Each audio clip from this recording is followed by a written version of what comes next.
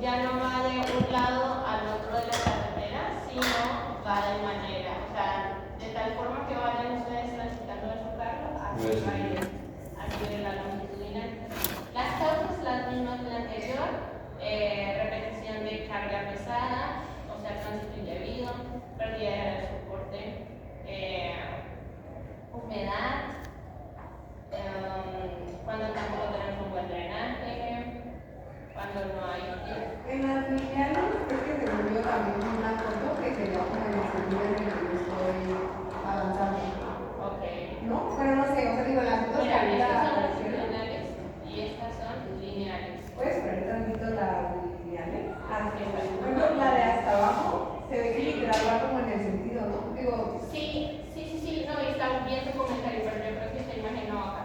Porque la longitudinal va como en el sentido en el que va la recta. La lineal, perdón. Longitudinal sí en cómo va la carretera, ¿vale? Niveles de seguridad de la longitudinal igual, bajo, cuando el ancho es menor a 1 milímetro. Si nos damos cuenta, en estas son más estrictos. Son más largas, ¿no? Ajá, exactamente, tienden a ser más largas, mientras que si vemos las lineales, están delimitadas por el ancho de carga. El medio va de 1 a 12 milímetros y el alto de 12 milímetros en adelante. Grietas por retracción. Estas son causadas por contracción del concreto. Algo importante es que no depende del traje, sino va a depender de los bloques que construyamos. Entonces eso les debe quedar muy claro, a comparación de lo que pasaba con los longitudinales y las lineales, que sí tienden a ser afectadas por el tránsito vehicular. Estas van más directo a cómo construyamos. ¿Listo? No hay niveles de severidad, porque pues realmente tienden a ser una falla muy leve, pero igual con el tiempo se pueden convertir en algo tipo la de cocodrilo, que en este caso se llama losabilidad. Grietas transversales. Igual a las lineales, solamente que estas están más enfocadas al 100% en lo que es nuestro diseño estructural. Las causas son por ya la falta de mantenimiento, o sea, ya nuestro concreto ya está cansado, está fatigado, no le hacemos mantenimiento y por eso ocurre esta grieta. Está por la mala ubicación, porque no ponemos el bloque donde debe ir, y no hacemos el cálculo adecuado, entonces por eso también puede ocurrir esta grieta transversal, y porque no ubicamos de manera correcta las puntas. Muchas veces, y como les vuelvo a repetir, la causa principal es el mantenimiento de las grietas. Y también porque no se usa el material adecuado y las cantidades y los porcentajes adecuados de cada uno para poder realizar la mezcla. Ahora vean, acá hay más posibles causas, como les decía, la fatiga.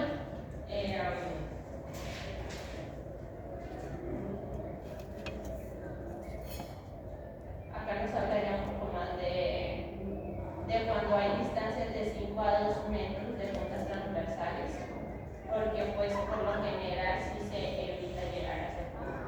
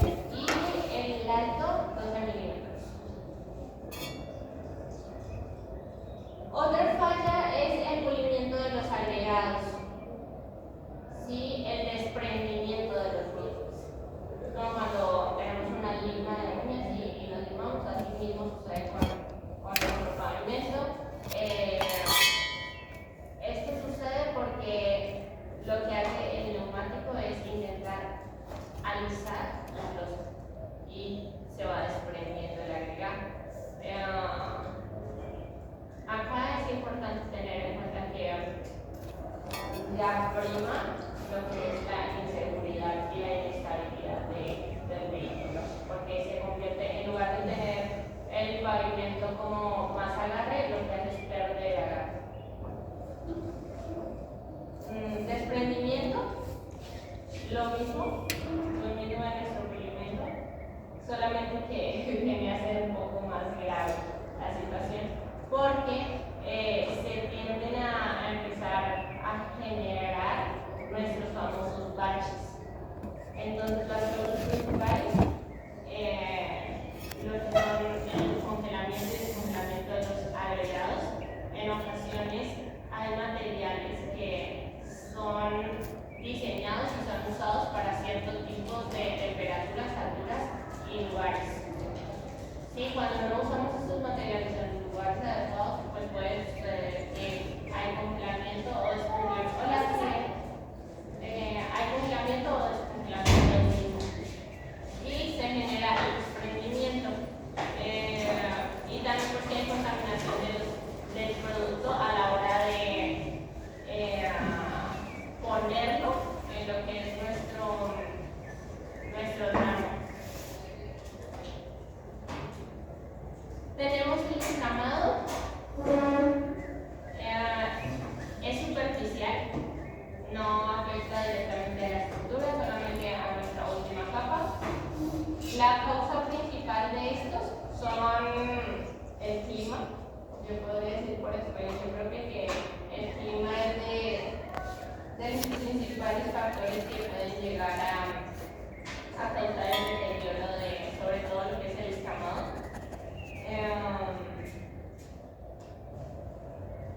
Y ya.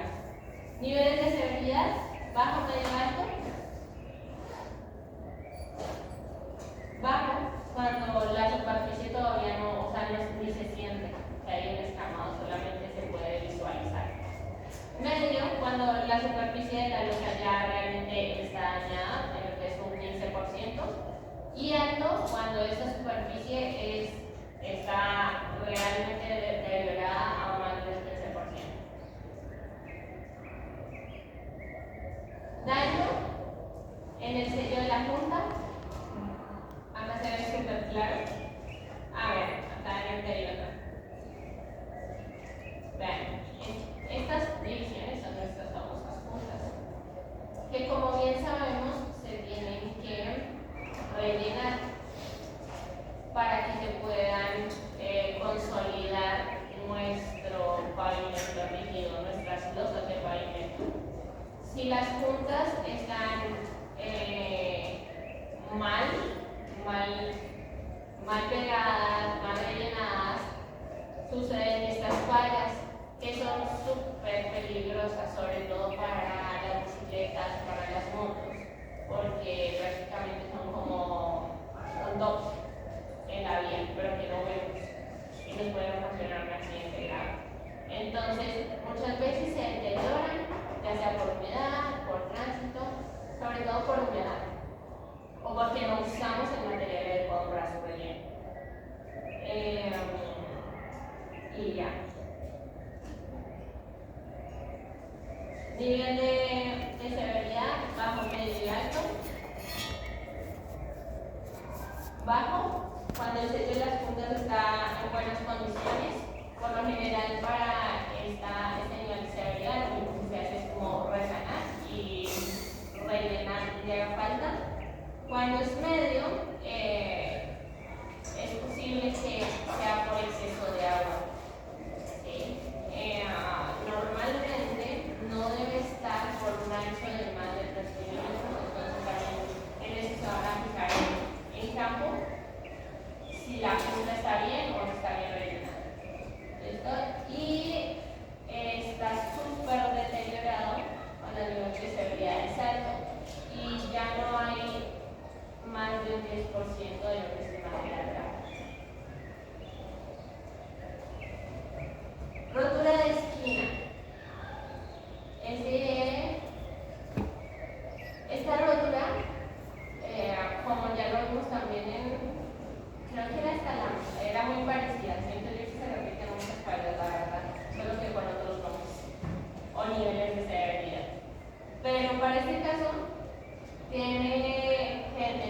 aproximadamente unos 0.5 metros de la esquina y formar un ángulo, así como lo vemos acá, justamente de punta a punta.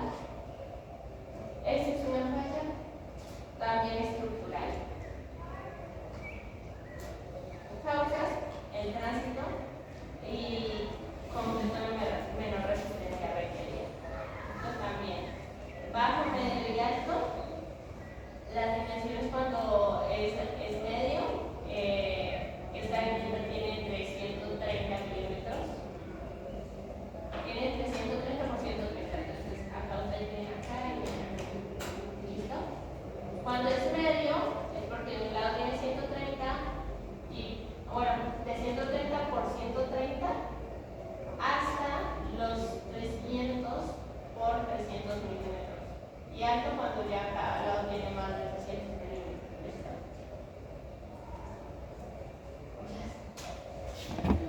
Rotura de borde.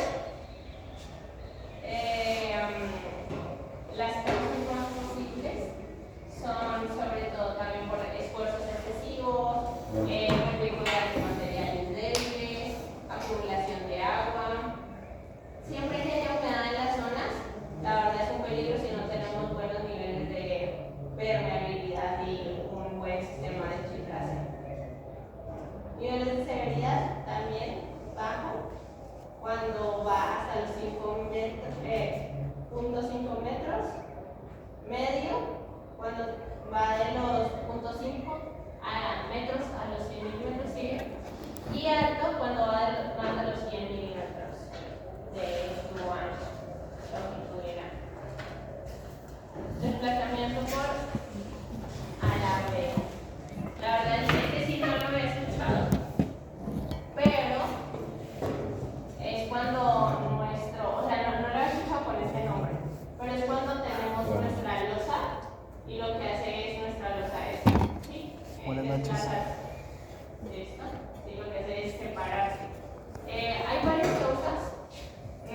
Principalmente juega lo que es los deterioros cambios climáticos, la infiltración de agua, mal diseño, mal manejo de los materiales, mala construcción. A ver, acá está el desplazamiento cuando hay un desnivel.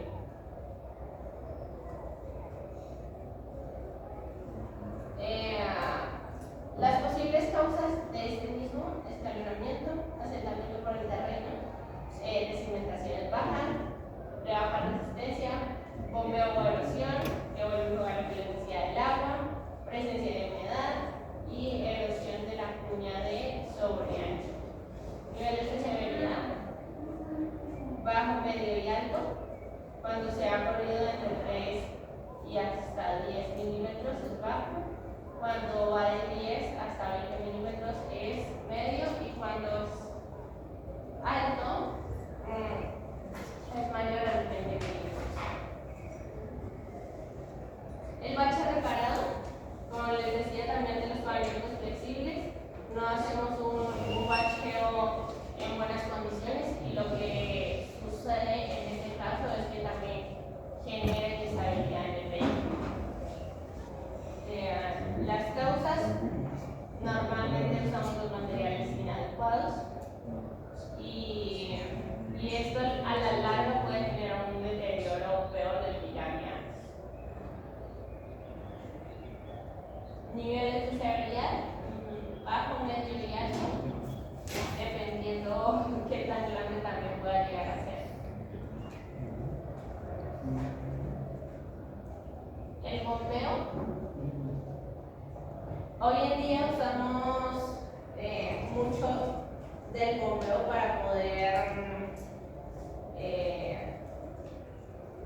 poder como extraer mucho lo que es la humedad en una zona donde no hay alcantarillado, y esto puede causar realmente deterioros en lo que es nuestra losa del pavimento.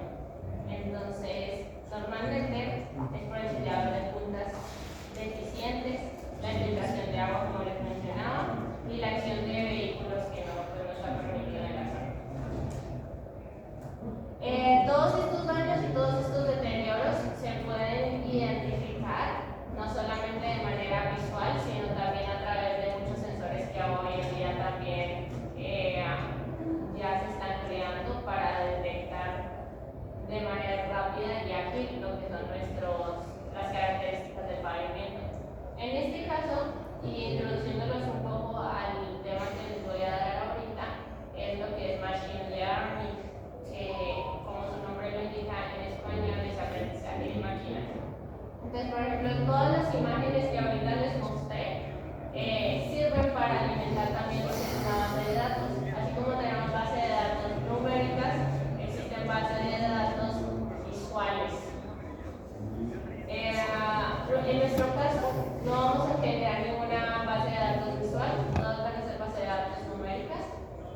que podamos detectar lo que es la condición de nuestro pavimento, si está en buenas condiciones o no.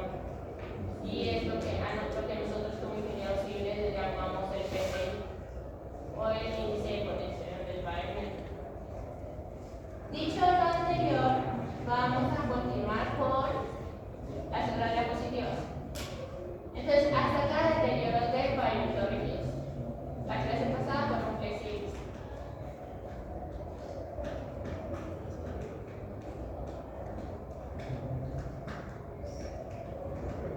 ¿Listo? Entonces, para introducirlos un poco en el tema, ya el doctor les había comentado que yo estoy haciendo una maestría en ingeniería y ciencia de datos. Entonces, me enfoco mucho en ser un puente entre lo que es la ingeniería civil y el análisis de los datos y lo que se puede hacer y optimizar en nuestro ámbito de ingeniería. En este caso, les voy a enseñar un poco de lo que es el aprendizaje de máquina y cómo se aplica en nuestra área, principalmente en los pavimentos. Sí, porque pues, realmente esto se puede dar en cualquier área donde tengamos datos. El contenido para esta clase es este. Les voy a dar un objetivo para qué sirve el machine learning, sobre todo para nosotros, que es, hay varios tipos, hay muchos tipos. No sé si esté ventilado,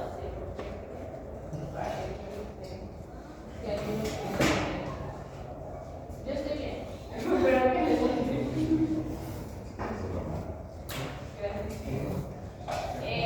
Mientras nos hace el favor, hay varios tipos de machine learning. Solamente les voy a enseñar unos pocos, que son los que realmente vamos a usar nosotros. Mientras me escuchan, vayan descargando, si pueden, por favor, lo que acabo de subir el doctor al plataforma. ¿Trajiste la pesa? Viene un archivo, pero no sé qué sea. No sé. Sí, descárgalo, es un nombre. ¿Trajiste la pesa? Y para correrlo, pues, o sea, lo. Ahorita el centro. Qué bueno. Dice mi madre. A ver,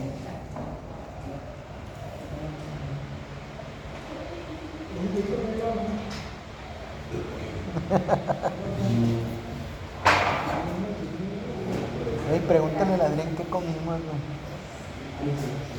listo, ya vemos también lo que es el flujo de trabajo o el paso a paso para poder crear aprendizaje de máquina, las herramientas que les voy a recomendar que usemos.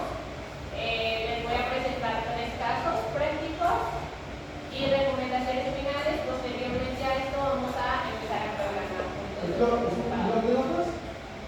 Sí. Sí, Pero no corre.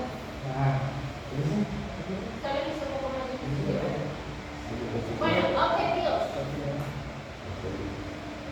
Principalmente la idea es que los puedan introducir. ¿Alguna vez han programado? Sí, sí. Sí. Sí, ya habían usado algo de código. No. También. ¿Qué han programado ustedes? Codeblocks. No, Scratch. El código. ¿Listo? La idea es que puedan comprender los conceptos básicos, porque acá no somos programadores, sino que lo que nosotros necesitamos es usar esas herramientas más bien para poder agilizar procesos. La idea es explorar un poquito y ver cómo esto va a mejorar nuestros diagnósticos y nuestras decisiones finales como ingenieros civiles. Vamos a desarrollar modelos predictivos para poder detectar ciertos patrones y poder definir también a la larga qué es lo mejor y cuál es el mejor camino por el que nos deberíamos inclinar. Hay aplicaciones reales ya comprobadas, hay hasta ya organizaciones a nivel mundial que usan mucho machine learning, que es donde yo me he agarrado para poder producir y generar varios proyectos. Y al final, la idea es poder automatizar el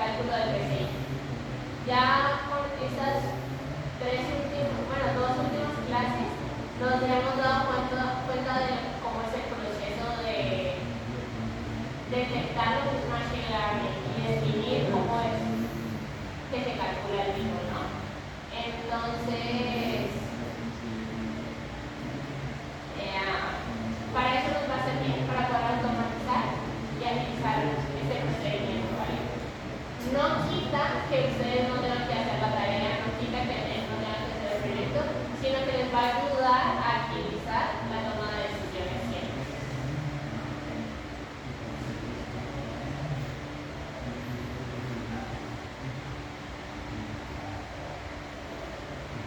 ¿Por qué es importante en ingeniería civil machine learning? ¿Por qué no usarlo o por qué sí usarlo?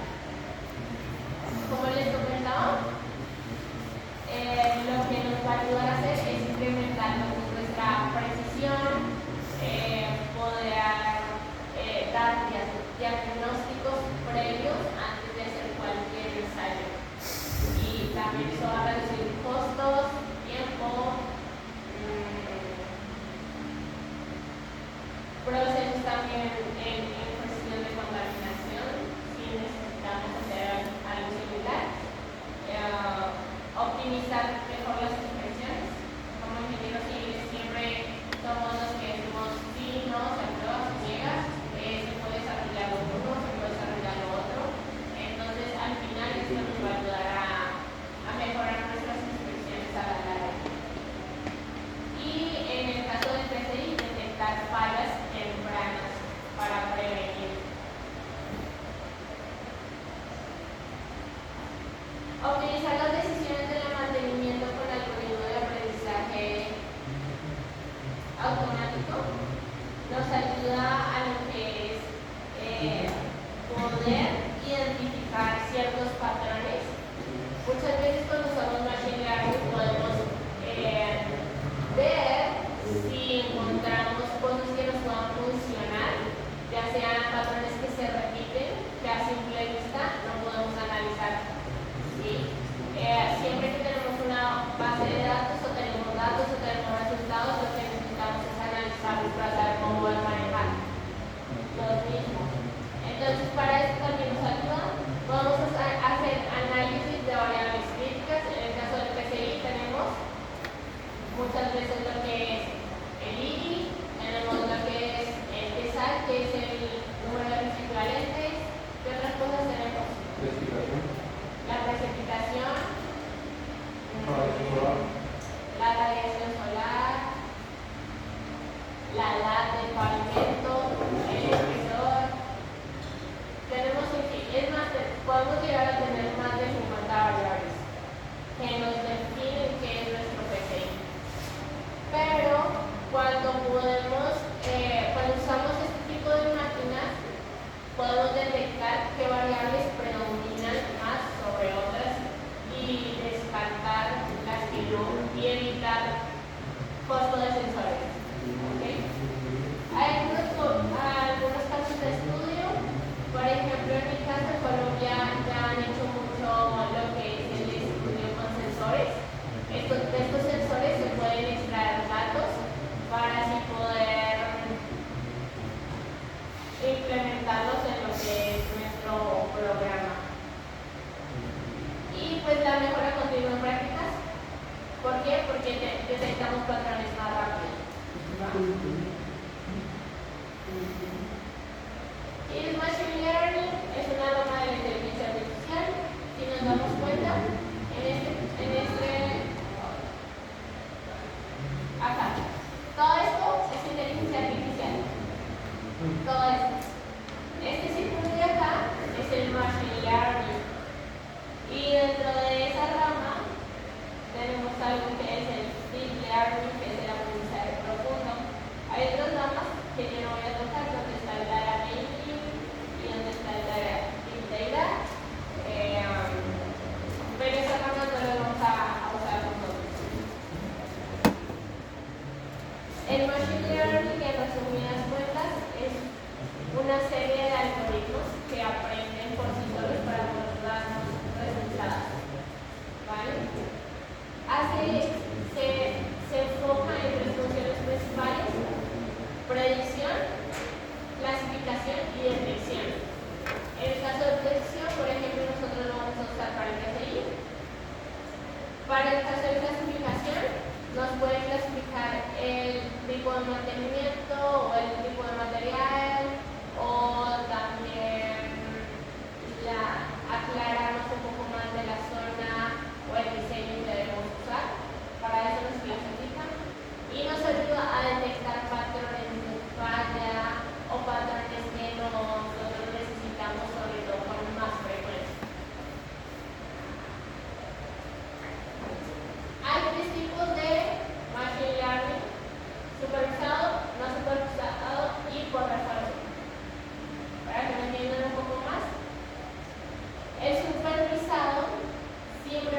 variables. Por ejemplo, yo tengo una base de datos que me dice a qué temperatura está el pavimento normalmente o la zona del pavimento, la edad del pavimento, el espesor del pavimento. Eso es una base de datos con variables. ¿Qué quiere decir? Que cuando nosotros vamos a cargar nuestra base de datos a nuestro programa, lo que él va a hacer es un modelo de aprendizaje supervisado. ¿Por qué? Porque nosotros le estamos dando indicaciones exactas. Un no supervisado es cuando no tiene variables. Cuando la base de datos no dice si es edad, no dice si es espesor o si es temperatura, no nos dice nada. ¿Para qué nos sirven esas bases de datos? Sobre todo para generar clasificación o como en machine learning se llama clusterings. ¿Qué son los clusterings? Como agrupación de resultados similares. ¿Vale? Y por refuerzo, que la verdad nunca lo he usado yo, pero sí existe, y es cuando tenemos un agente que queremos procesar, pero cuando se procesa necesitamos darle la autorización de si está bien o está mal, y vuelve a hacer su círculo dependiendo de si el resultado está bien o está mal. ¿Listo? No lo he usado, pero así funciona. Es como, bueno, un ejemplo práctico para que me entiendan un poquito más y como yo lo entendí, es como cuando jugamos Mario Bros. ¿Sí? Que ese es un modelo de machine learning que aprende por refuerzo. Porque si el Mario Bros. Está buscando un premio, tiene que pasar por ciertos acertijos. El premio es lo que te dice si vas bien o vas mal. ¿Va? Si tú no recibes premio y te matas antes, pues ya, ahí estás mal. Flu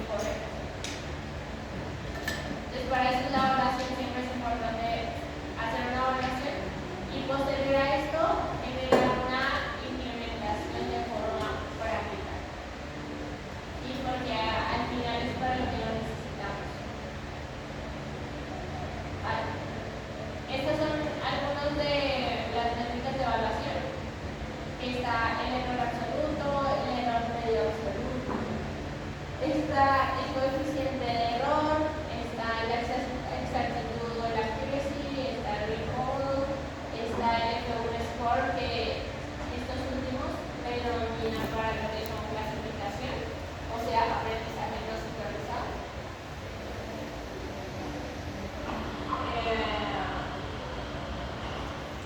Evaluar y aplicar modelos de ingeniería civil. Siempre va a ser primordial tener una buena base de datos. Siempre poder recolectar datos de manera correcta, porque de esto va a depender también la selección de nuestro modelo, la selección de nuestro algoritmo. Si no tenemos una buena base de datos, no podemos usar un algoritmo correcto para la misión, porque al final no hay base de datos, no hay algoritmo absolutamente perfecto, sino que lo que nosotros debemos es saber aplicar un algoritmo dependiendo de nuestra base de datos. Hay algoritmos apropiados para ciertas bases de datos y hay otros que no, simplemente. Y no significa que los algoritmos sean parecidos a otros. Saber interpretar los resultados siempre va a depender de nosotros como ingenieros civiles, de si está bien o está mal, porque esto simplemente también es una herramienta. Si no sabemos usar la herramienta, pues al final no nos va a servir de nada. Y no siempre es como comer cuento, ¿no? Porque pues así como nuestro amigo ChatGPT no se la sabe tampoco todas. Entonces lo mismo hacer cuando nosotros programamos. La pregunta que va a depender de nuestro criterio, de si aprobamos o no. Y de la implementación de proyectos reales también es importante para darle credibilidad. En este caso, pues ustedes lo van a hacer de forma orgánica para su proyecto, entonces pues ya lo van a aplicar de manera práctica. Y todas estas bases de datos también, así como el mantenimiento del pavimento, así también requieren de mantenimiento y supervisión constante. De las herramientas recomendadas, por eso les preguntaba yo ahorita si habían programado antes, porque yo lo he hecho en varios programas. He usado lo que son Anaconda, MyJupyterLab, he usado, bueno, Python es una manera de programar. O sea, lo que es Python, C++, MATLAB son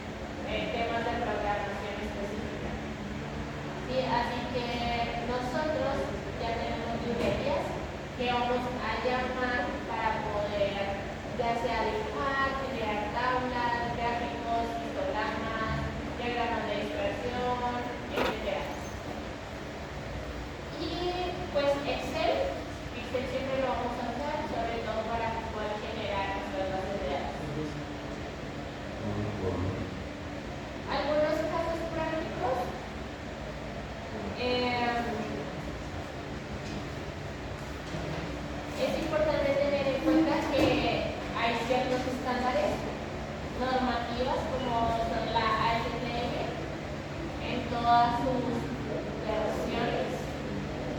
Súper importante.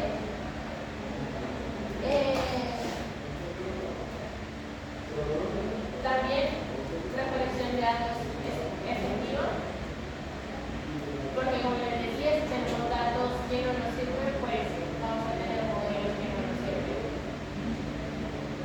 En nuestro caso, para lo que es el PCI, tenemos nuestro valor de reducción, entonces el cálculo de y finalmente para poder automatizar lo que es nuestro PCI necesitamos lo que es Google Colab. ¿Listo? Ahorita les voy a enseñar. Solamente antes de empezar quiero que conozcan algunos casos prácticos para lo que es la implementación directa en ingeniería civil, ¿vale? En primer lugar está la automatización del PCI, que empieza por la agrupación de las unidades. Ustedes ya se dieron cuenta que tenemos una tabla que tiene unidad 1, unidad 2, unidad 3, y si no, pues lo van a tener que recordar el día que hagan el proyecto, ya cuando tengan la fotocopia. Entonces, vamos a agrupar las unidades, se va a aplicar la curva de corrección, luego se va a calcular el PCI, pero con el valor de reducción corregido, y finalmente la visualización y clasificación de los bienes. Ese es el caso 1, son 3. El caso 2, para la predicción del índice de condición del pavimento, necesitamos variables. ¿Sí? Acá hicimos automatización para el cálculo. Una cosa es automatizar el cálculo y otra cosa es predecir el PCI. Automatizar, predecir y clasificar. Automatizar, predecir y clasificar son 3 casos diferentes. ¿Va? En el caso 2, lo que hacemos es la predicción. Para la predicción ya no únicamente se genera cierto código como se hace en la automatización, sino que para la predicción necesitamos de variables. Te lo enchufo muy cerca. ¿Alguien recuerda que es bueno, los que están allá atrás? ¿Alguien recuérdeme que es el aprendizaje supervisado? ¿Aprendizaje supervisado? Un segundito, gracias. Es el que le pone las variables. Y el no supervisado, ¿no? Y no supervisado es que no. A mí me gusta hacerle preguntas a los que no estamos. ¿En serio es para tu teléfono? ¿En serio es para tu teléfono? No, pero Si nos damos cuenta, en este caso 2 se usa lo que es aprendizaje supervisado. Pásamelo. ¿Por qué supervisado? Porque sí o sí necesitamos una base de datos que tenga variables. ¿Qué variables? Clima, estructurales, variables de... ¿Cómo te la estás pasando, campeón? También metodologías. Todas esas variables en una base de datos. ¿Para qué? Para poder aplicarlos a diferentes modelos. Modelos de regresión lineal, modelos que no son lineales y ya vienen siendo como árboles de decisiones, para los que ya vieron programación no se acordaron un poco de eso. Y pues al final, súper importante, volver a tomar métricas para ver si está bien o está mal nuestro modelo. ¿Sí? Entonces esas métricas nos van a servir que también lo tengan analizar. Y el caso 3 de clasificación, ya vimos 2 casos, ¿no? El primero era de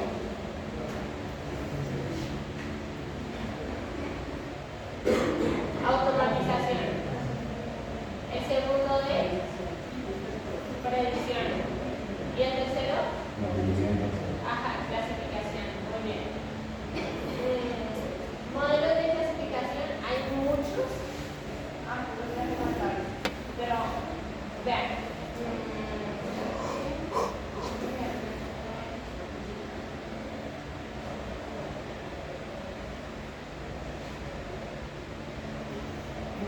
Bueno, la tecnología de esta clase. Obviamente, una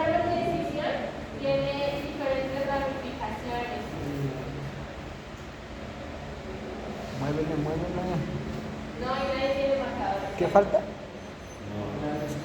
Bueno, una Faltan decisión empieza por lo que es una pregunta inicial.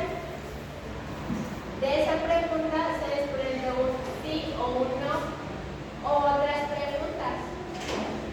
Y de esas preguntas se vuelven a desprender más y más preguntas. O sea, lo que va generando son ciertas ramificaciones.